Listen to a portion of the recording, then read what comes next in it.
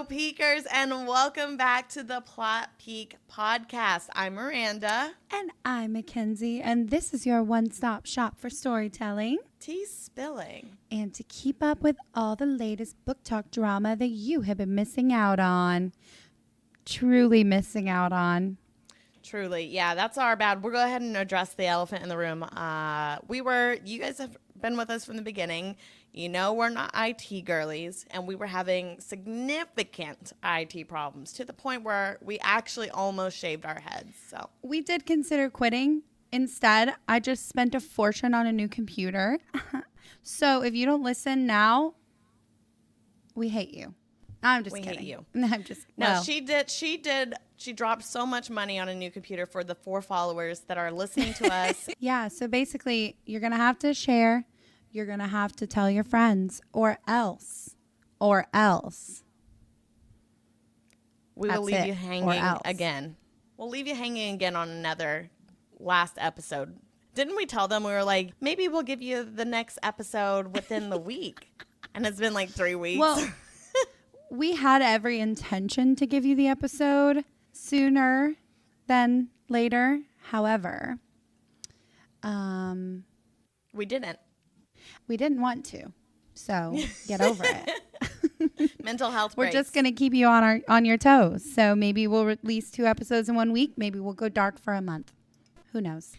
So I know we left off finishing with Rowan and Aelin. They had just conquered the General Narok's army. She found her power. She conquered her fear. She went and confronted Maeve, and then Rowan was released from his blood oath. And now Aelin is on her way back to Rifthold to find Arabin to get the Wordstone key that he stole from her, because it was really like a necklace. It was described as a necklace heirloom thing, but she found out that it was the word key. So she's got to go back and find him, get that, and kill the king. Casual.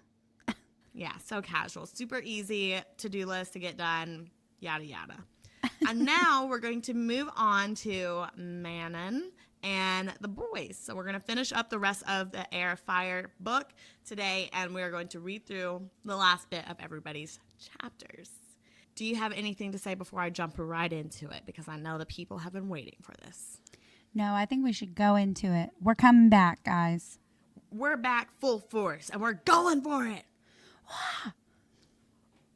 All right, so long story short, the wing leader trials are coming on for the witches, okay? So they've all been training for it, and battles have come, and they are going to see who comes out victorious and is going to be the wing leader in the king's army. So the general gist of it is that there's 3 nests for each of the covens, and there's 3 glass eggs for each of those covens. And the goal is basically to capture all the eggs, and whoever does that wins the games. Basically, Manon and her team, elite. We already know the 13 are elite. She went to the blue bloods first. They got the eggs so easy. They came back to the nest, conquered everything, and then they're like, let's go on to the yellow legs now. Yellow legs were definitely a way stronger unit ready to go after the black beaks. And during that time when they were all fighting, Petra from the Blue Blood Air line over there, she was like, this might be the perfect opportunity for me to jump in and steal the yellow legs eggs while they're fighting the 13. So she's up there, she's trying to steal their eggs, and then Iskra notices this is going down. So she goes flying after Petra, and her wyvern starts attacking Keely, which is Petra's wyvern. And she is not holding back one bit. She is like trying to kill Keely, and it's not how the rules are supposed to be. They're supposed to be strictly light touching, no killing moves at all. This is just for practice. And she's full on trying to murder her. Meanwhile, Manon is watching Iskra being distracted. And she's like, this would be my perfect time to steal the egg now. Maybe I should go do that. But Abraxos is like, girl, do you not see what's going on up there? They're literally trying to kill my friends, and we should not be doing that. That's, basically what I'm interpreting. That's how I think he would say it as well. Yeah. So he's just sitting there, and he's not moving. And then Iskra's wyvern is, like, shaking Keely so hard. She breaks her neck, and then, like, they start falling down. It's going down this huge, steep cliff. And so Keely and Petra are attached to each other. They're falling down. Manon is like, I should still go get the egg. And then Abraxas is like, no, they're literally falling to their death. Girl, no. No, girl. And then they hear the blue blood matron start screaming because they see Petra falling to her imminent death. And that sent the shivers to Manon and Abraxas, and immediately they knew what they needed to do, and they flew after those two. So they fly down, and because Abraxas is so small, he's able to catch up to them pretty quickly with the speeds of their fall. And Manon is trying to get over onto Keely. And she's like, you got to try to get super still. I know she's like dying right now, but please try to be still as possible. And Abraxas is roaring to Keely, telling her what's going on, trying to tell her to like try to stay as still as possible. Manon gets over onto Keely's mount, unhooks Petra, and brings her back over to Abraxas right before she crashes to the bottom of the cliffs. And it's just so sad because during that moment, it's like, Keely was trying so hard to stay stable, try to save her rider, and Manon could see her trying to fight to save her rider, and she even thanks her before she jumps back over to Abraxas and says thank you, and I thought it was so sad. That is so sad. Oh. And you know she was trying so hard to keep her afloat and just keep her from falling. That shows that they are very loving creatures, like very loyal creatures. Loyal and much more intelligent and with it than the men of the king think, for sure. So Manon's team ends up winning this whole war. After that whole spiel, though, her grandma was not happy. Go figure. So she thinks that Manon basically embarrassed the Blackbeaks and the whole Iron Teeth Witch clans because of choosing to save someone over going after the mission and being strong and cutthroat.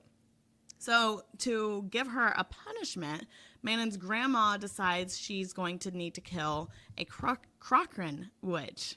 And this Cochrane witch was apparently spying amongst them, and she was caught. And so she was brought out in front of them. Manon's grandma was like, I need you to kill her to show that you are still loyal to us. You understand our code. You're going to do what needs to be done. And this is our mortal enemy, so do what you need to do. Slit her throat in front of everybody. And Manon is just kind of sitting there. She's like, this seems really sus on one hand. And she's looking at this witch, and she's beat up. This witch is beat up. She's obviously been here for a minute being tortured. No one knew that she was here. So one, grandma was hiding secrets from Manon. Two, now she's bringing her out here and making her show her loyalty in front of everybody.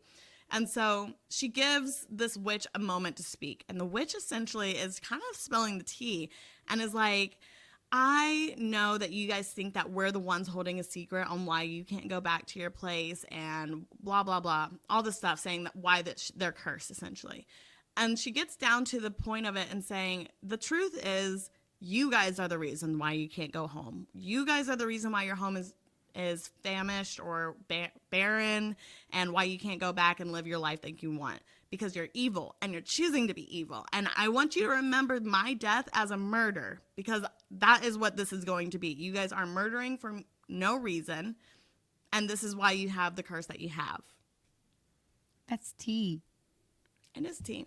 And that makes me wonder. I'm like, so this whole time they've been angry at these Cochrane witches and having a war against them for over 500 years when really they could have just been good people and had their world back. Is that what I'm getting? Essentially, yeah. Well, basically, they have to be united, but they each blame each other. They each blame each other for losing their lands. Interesting. So the Cochrane witches are blaming the Iron Teeth witches and vice versa. Or the Cochrane witches are blaming like the Iron Teeth, the Blue Bloods, the Yellow Legs, all of them, and all of the Iron Teeth, Yellow Leg, and Blue Blood witches are blaming the Crochans, and they just want them all dead. And they're like, well, that's how we'll do it. We'll be united once you're all dead. Right. So after that whole spiel, Manon looks up at her grandma, and as this Cochrane witch is finishing up, and her grandma is giving this stupid face, like smiling, like she knew what she was saying was true. Like she's not surprised by what she's saying. And Manon is like, Okay, fine. I guess that's interesting. I'll keep that noted in my head. And the witch spits blood out and looks at Manon, and she just tells her to do it. She's like, just fucking kill me already. So Manon flips her dagger, grabs her hair, pulls her neck back, and slices her throat without a second thought. Later that night, though, she has to go reflect after this whole ordeal because, again, her grandma was not surprised by what the Croaker Witch had said. Her grandma was making her kill somebody for no reason, essentially just to prove loyalty. And after the Croaker Witch had told her that it was essentially their fault for not being able to get home, she's just got a lot of feelings in her head. So she's out here looking out into the night sky with Abraxos and just kind of like recognizing this feeling, a new emotion. It seems like she's developing like emotional intelligence where she's like, I kind of regret not even knowing her name. Like, I don't know why I feel this way, but something feels off about what I just did. Like, I did it, okay, but something feels off, you know? Yeah. I feel like this is probably one of the first times the first time she's killed a Croaker Witch and felt anything about it. I think the words definitely rattled her. And I also think that the way her grandmother brought it to her and like presented her as a platter, and then to have this witch say all of these things, it felt something felt off, something felt staged. It felt like, why am I doing this type thing? Yeah. I think that's this is the first killing that's ever like rattled her. I know, and when I was reading that part, it made me feel like this was the first insight that she could be potentially a good guy eventually down the line, or like a morally gray good guy. Like, I just feel like she is starting to recognize there is right and wrong. She still has done things in her life that is technically bad, but she's not like regretful of those things because that's in her nature. But she is knowing like there is a point where it's like, why did we have to kill that person? Mm-hmm. Was that justified? No. I think that's one of the reasons I like these books so much is there aren't many main characters in this book that aren't a little morally gray. Like I feel like Sarah J. Maas does a really good job of like humanizing her characters and making them seem very relatable in a sense, even though this is like a magic world, like totally outside of our wheelhouse. But she also gives them all of these traits that are bad as well, and still like can make these bad guys good guys. You know what I mean? Because Selena is not a good person, or I mean, she's not a bad person, but she doesn't have all good traits. She's not a saint. Yeah. Rowan, who is kind of becoming a bigger character, not a saint. You know, like he hit a woman. He hit a woman. And then even Dorian, I mean, he's kind of a good boy, but he's like a player. Chaol is, maybe that's why I don't like Chaol, because he's the only one that's giving the most moral.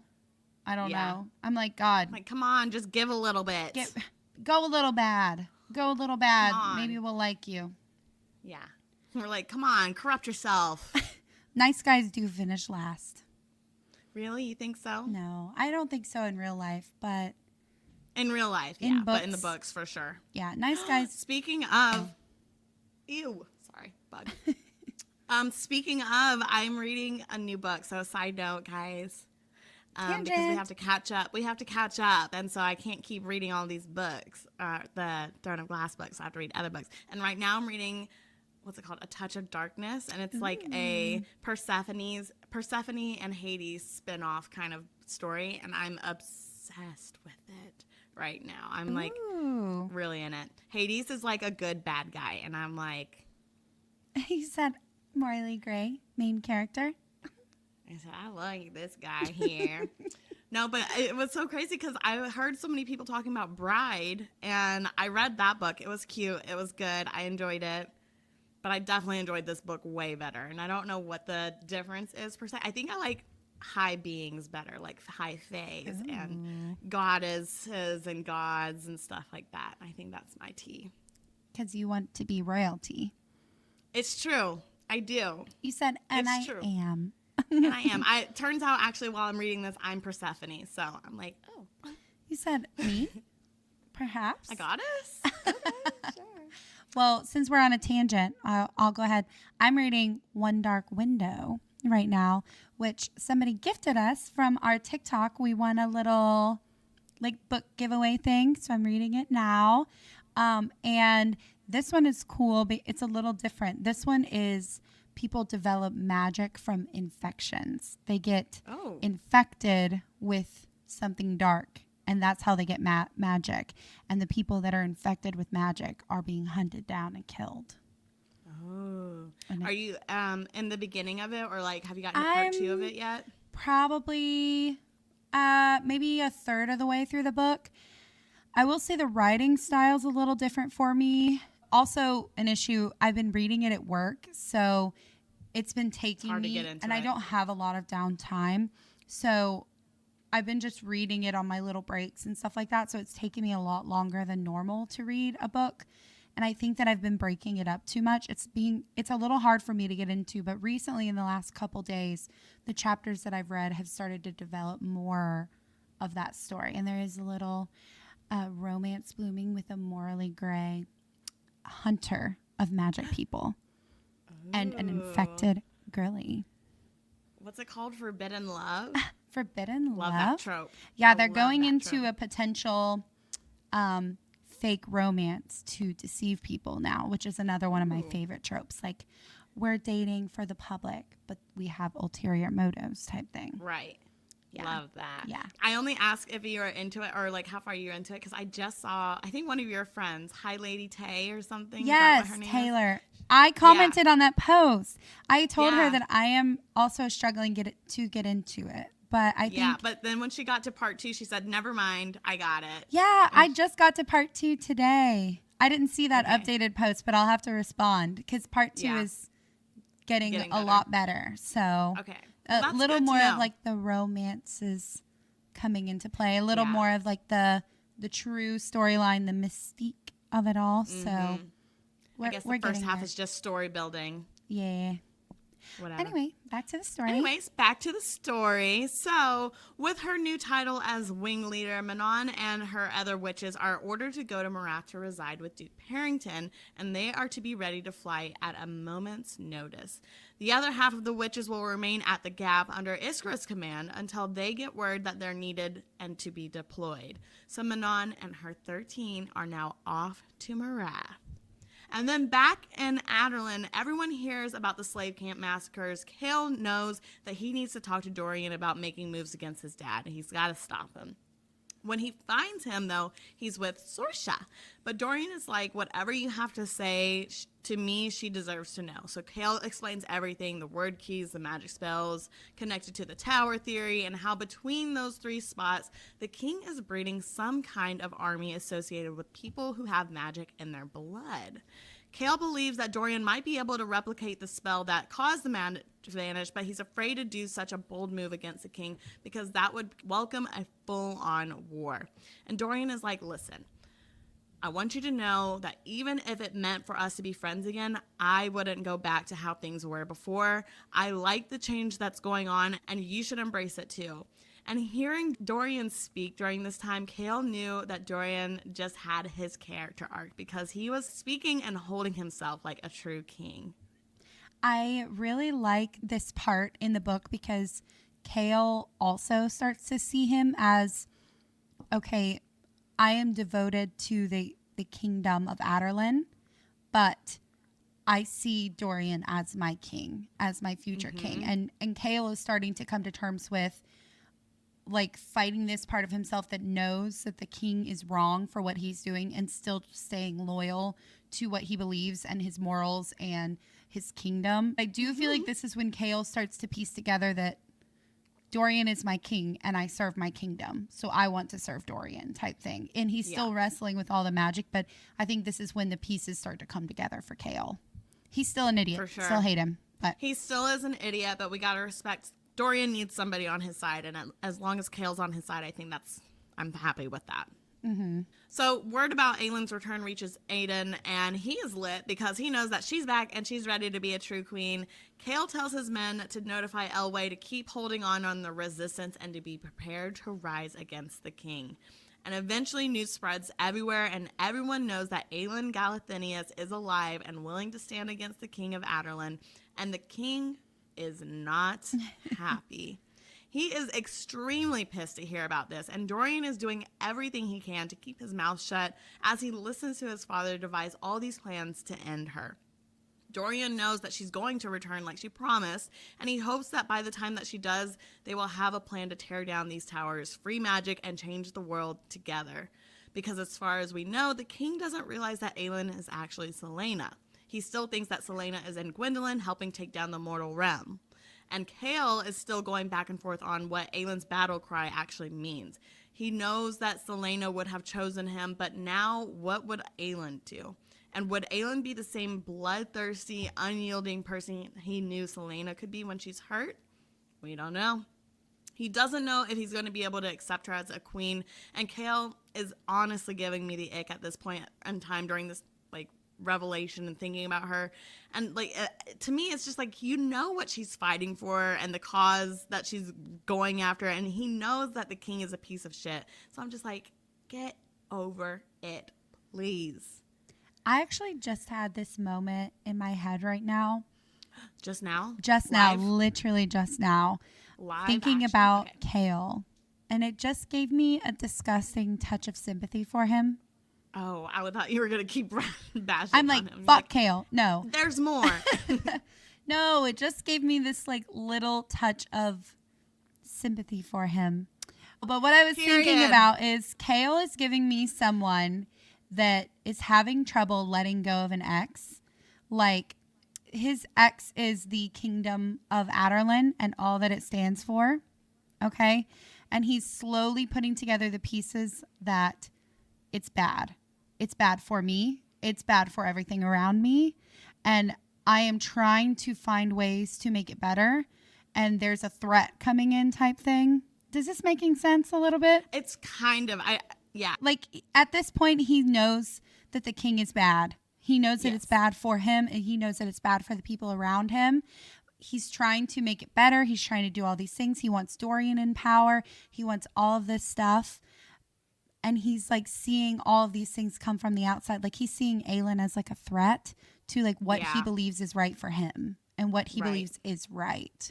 Yeah. And I just got this little sense of ugh, he really is trying to make something work and be moral and be as good of a person as possible and to be as truthful to himself as possible.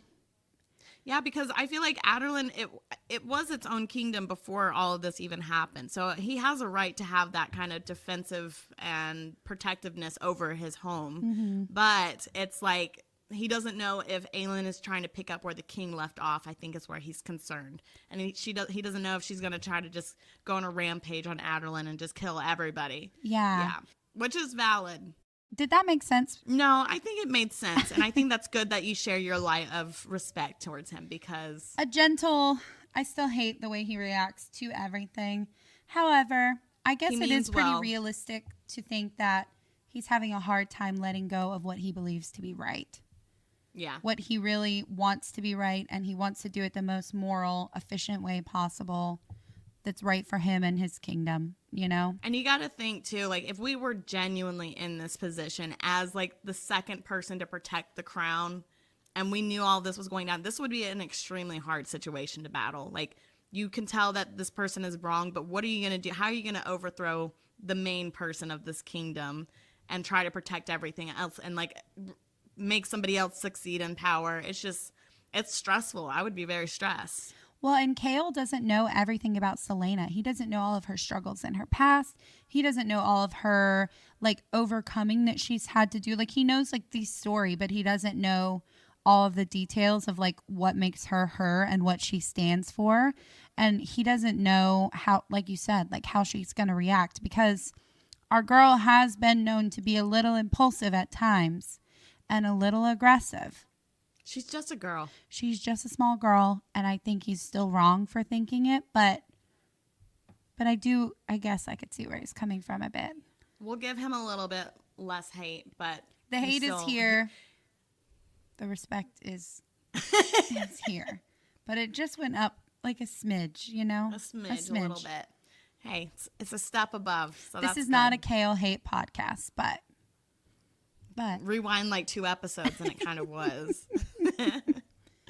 All right. So Chaol turns in his recommendation for his replacement when he leaves back to Anile. And as he's reflecting on his last days as captain of the guard, he gets summoned to meet the king. When he gets there, the vibes are immediately terrible. The king is grinning, which is strike one. He's surrounded by 15 of those mysterious guards with the new royal uniform, strike two. And then Sorcha's healing preceptor, Amethy, brings in Sorcha and Dorian, strike number three. Amethy tells the king that Dorian was trying to help Sorcha run away, and when the king asks why, he tells him straight up, I can't stand the thought of her spending another minute in this festering shithole you call your court. Yes, Dorian, someone had to say it, and I am so happy and I'm here for him. He's like standing up. He's like, this is it. Like, you pushed me to the edge. this was Dorian's like shining moment of just like, eat a bag of dicks, Dad. Yeah, eat a bag of dicks. This was like, oh man, I was like, this is coming to a head. It's finally happened. You say it. I am scared though right now. I'm very scared. You should be. Okay. Because Aedion is also in there. And both he and Chaol are watching and waiting for the king to retaliate. And the king agrees with Dorian that, yeah, she shouldn't be here. And then he orders his shady guards to throw her to the ground and place a sword to her throat. Dorian is like, you better fucking not do that. Just tell me what you want and I'll do it. So the king says, I hear that Aedion and Chaol have been having secret meetings, and I would like to know what it was all about. And this is the only time that I'm thankful for that miscommunication trope and Chaol's stupid secrets, because Dorian is like, I actually have no idea. I don't know what's going on. I don't know what they're talking about. Who could say? Who could know? And then the king is like, yeah, well, I've heard that there's a spy in this castle giving tips to end me to the rebel group. So if you don't tell me who that is, I'll just kill her. And at this point, Chaol is about to confess everything when Aedion blurts out that it was him. He throws his fake black ring on the floor and he's like, yeah, it was me. Chaol caught me meeting with the rebels and was going to use me as blackmail for when he needed a favor in return in Anile. But honestly, I don't care what happens now because my queen is coming and you're going to burn in hell. Spitting at the king's feet, I did not see that coming one bit because Aedion and Chaol are barely friends. And then Aedion was supposed to be Aelin's right hand when she returns. And now he's either going to be dead or locked away in the royal dungeons. I just got chills when you said that though, of like what Aedion said. I'm pretty sure it's Aedion too. I'm going to say Aedion. Okay. All right. That's fine. Anyway, no, whenever Aedion has his moments, I will say He's like a bimbo. He's an idiot, kind of. Yeah. In like a very loyal way. In the most endearing way. Yeah, that's just Aedion. But I will say, my guy will stand up for what he believes. And he's like, well, whatever, fuck it, you know. If I'm going to go down, I'm going to go down swinging.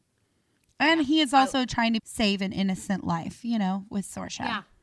And I think that it goes again to show that Aedion is a direct reflection of who Aelin is. I feel like they truly are mirror images. Like, Aelin obviously is way more smart than Aedion, but other than that, they have the same, like, drive like and fire. Intentions. And, yeah.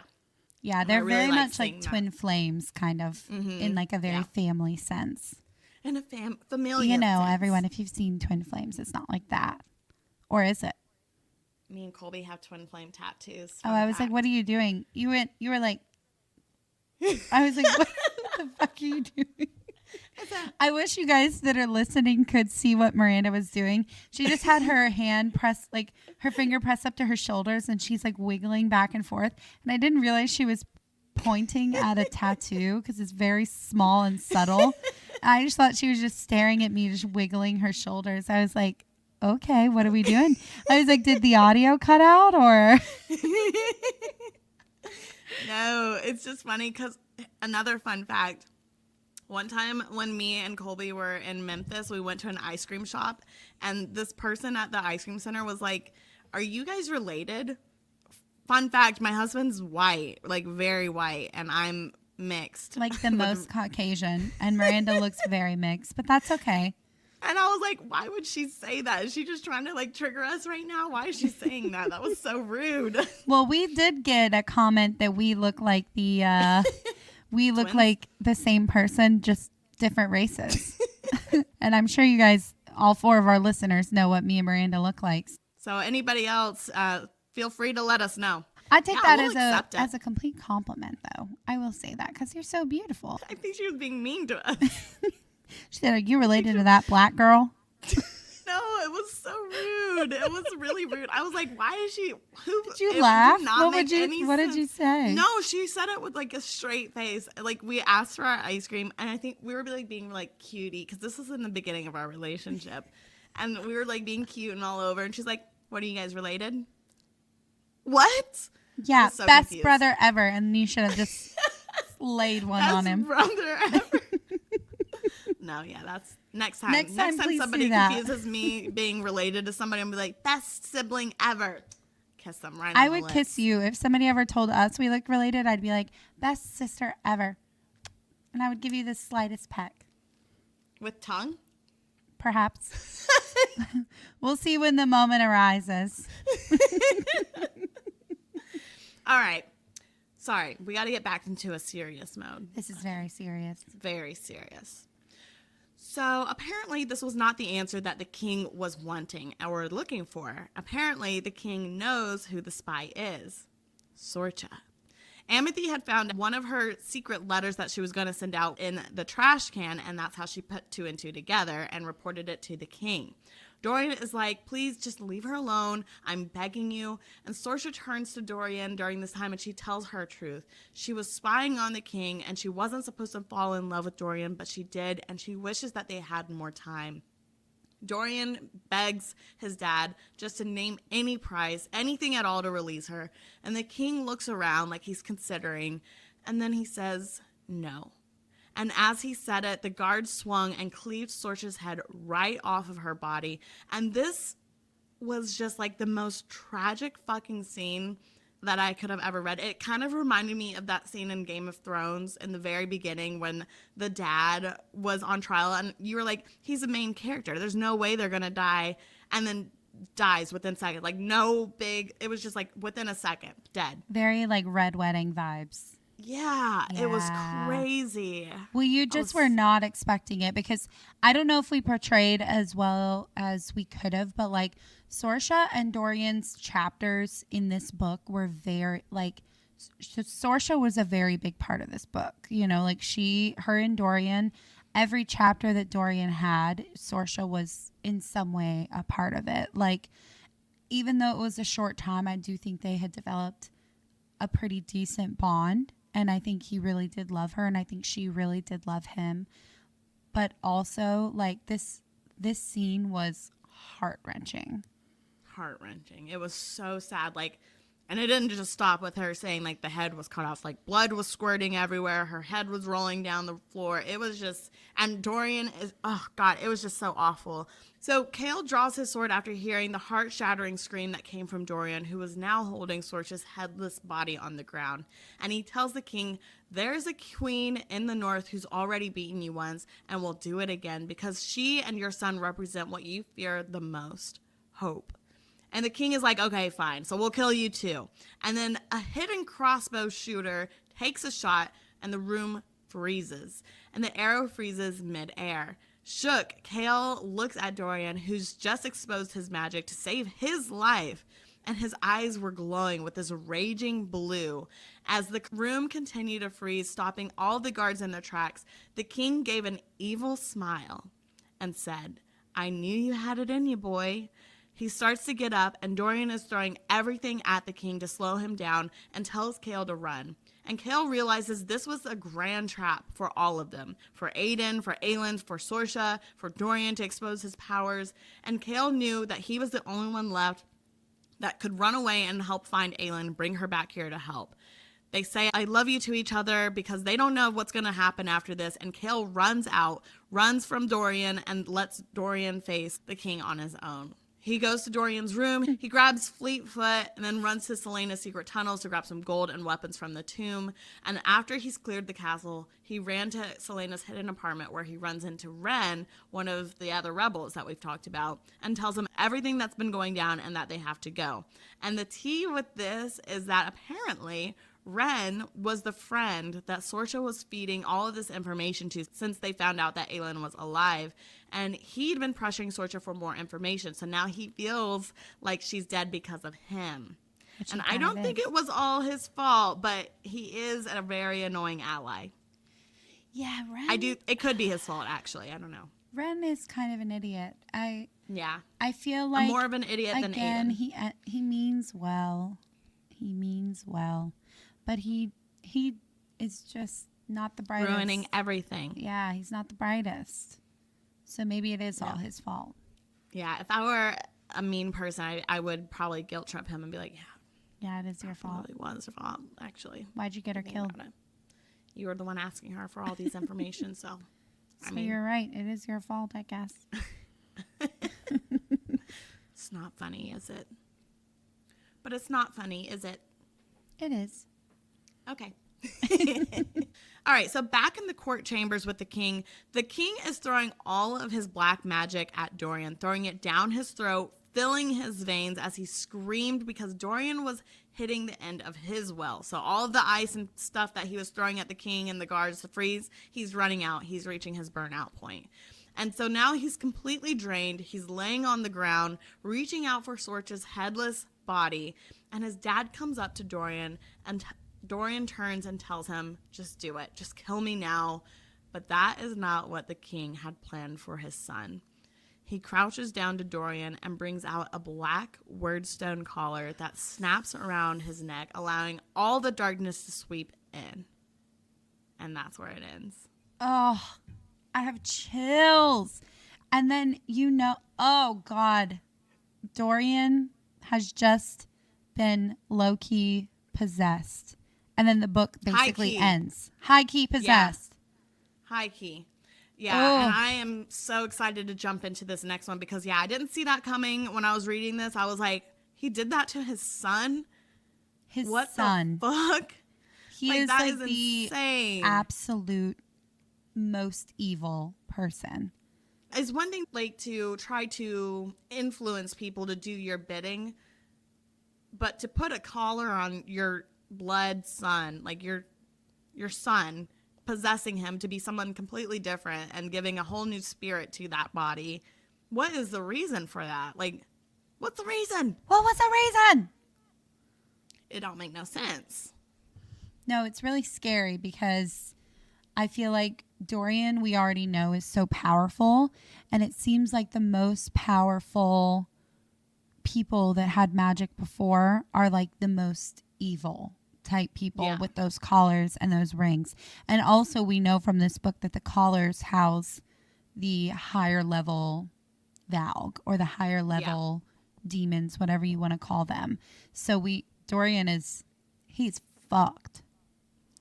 Poor baby. Also, no one at this point has been able to remove the collars or remove the rings and save the person. Mm-hmm. So Dorian is stuck. Sayonara, I guess. Sayonara. I don't know if that's how it's going to go. Sayonara. Yeah. Do you have any last words for this book? No, I just loved this book so much. I feel like this book, it had so much in it, so much information. We learned so much about all the characters. We really got up close and personal with Aelin. We got up close and personal with Dorian and his story. We learned that we hate Chaol, and we introduced so many new characters. This, for me, was a very overwhelming book to read because there were so many new POVs. And in the previous books, there were very few POVs. It was mostly Aelin / Celaena. And I'm just really excited to keep going. What about you? Yeah. I really enjoyed this book. I really enjoyed meeting the new characters. I had, like I already told you, I'd seen a lot of stuff online about Rowan and Manon. And so I was excited to finally meet them and read their parts. And I'm excited to see how their journeys go. Like, actually, I'm really confused because I don't know what's going to happen with Rowan because Aelin left Rowan at Wendelin. And she's going back to Rifthold because he would blow her cover. So I don't know where he's going to come back in at. And then Manon, she just seems like a really bad bitch who's starting to evolve. And I'm excited to see her story develop more. This was the first book, I think, that I gave out of the Throne of Glass series that I gave like a 4.5. I was really invested. There was a lot of information. There was lots of story build up. And now I'm like, I'm ready for more. So this is like a 4.5 for me. I think I've paused on my rereads because we also, it's been a slow process recording and stuff. But I think for the next upcoming episodes, I'm going to reread the Queen of Shadows book along with it too. And I'm really excited about that because I love Queen of Shadows. Yeah. Each book is just getting a little bit better, a little bit better, a little more exciting, a little more information. Like, it's such a build up. This series is such a build up all the way through. Like, each book is good, good standalone, but like as a series, it just keeps getting a little bit better, a little bit better. Yeah, I love how Sarah J. Maas's mind works because that is just thinking of all the books that she wrote, how she came up with these plots and the development of characters and the plot twists that come in and out of everything. It's just insane. Like, how does her brain hold all of that? Should we even have started with this series? Like, where are we even going to go from here with the podcast? I know. No, that's what I'm thinking. I'm like, literally, what's next? What are we going to do after this? Yeah. So if anybody has any book suggestions that they want their friends to read and their friends aren't reading, let us know and we'll read it for them. Like some epic series books type things. Yeah, series. Yeah, I like that. All right, so that's the end of this week's plot. Next week, perhaps, come back as we take a peek at Sarah J. Maas's Queen of Shadows, chapters 1 through 10. And be sure to follow us on TikTok at plot.peak and Instagram at plotpeak podcast for all things plot peak and drama and book updates and our life updates. And if we're going to be delayed for weeks at a time, Perhaps. I didn't actually let anybody know that we were delayed. I just stopped. I did on TikTok. But I'll do better this time. I'll do better this time. If we have any more IT issues, I will let you guys know. We're happy to report that this episode has gone rather smoothly. So, yeah, fingers I crossed. actually almost cried because of how smoothly it went. So, yeah. Here's to the next. Watch us get to the end of this and like nothing's recorded. I'm like, oopsies. I will throw my computer at the I didn't hit record. Oopsies. That would be the icing on the cake, actually. Yeah, we'd have to quit. We're going to need a long, good period of like good, easy recordings for us to remain positive after this. Any other inconvenience? We're going to be like, done. That's it. It's over. It's got to go. It's not meant to be. T. Anyway. All right. Well, goodbye. That's it, guys. Goodbye.